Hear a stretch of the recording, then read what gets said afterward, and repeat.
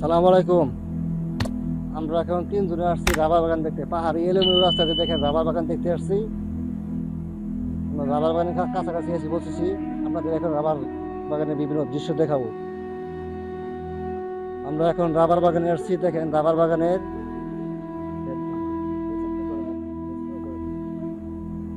দেখেন সারি সারি রাবার গাছ, প্রচুর পরিমাণে রাবার গাছ। দেখেন এই রাবার গাছ থেকে প্রচুর বৈদেশিক মুদ্রা আসে।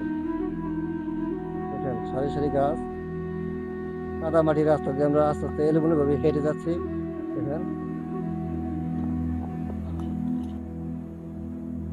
কমলাপুর রাবার বাগান গণপ্রজাতন্ত্রী বাংলাদেশ সরকারের পরিবেশ, বন ও জলবায়ু পরিবর্তন মন্ত্রণালয়ের অধীনস্থ বাংলাদেশ বনশিল্প উন্নয়ন কর্পোরেশন বিএফআইডিসি দ্বারা পরিচালিত টাঙ্গাইল শেরপুর জোনের একটি অন্যতম গুরুত্বপূর্ণ সরকারি রাবার বাগান।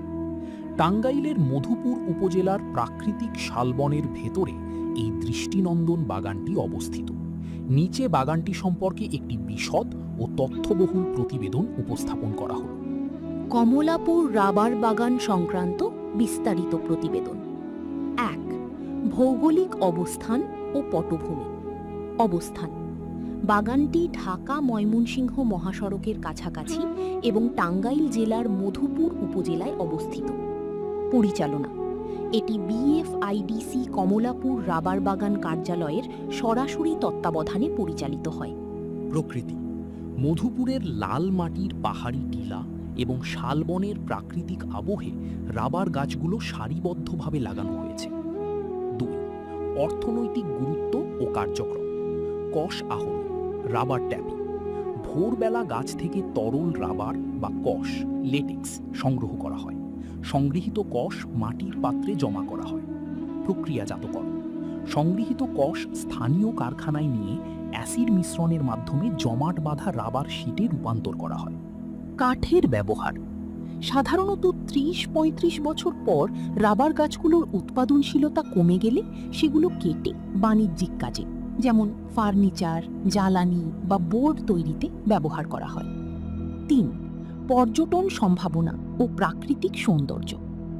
ঋতুভিত্তিক রূপ: বর্ষাকালে এই বাগানটি ঘন সবুজ পাতায় ছেয়ে যায়, আবার শীতের শিশির বসন্তে পাতা ঝরে গিয়ে এক ভিন্ন রূপ ধারণ করে।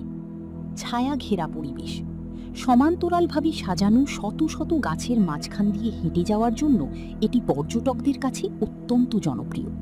আদিবাসী সংস্কৃতি: এই বাগানগুলোর আশেপাশে স্থানীয় গারো সম্প্রদায়ের বসবাস রয়েছে, যা এলাকাটির সাংস্কৃতিক বৈচিত্র্য বাড়িয়ে দিয়েছে।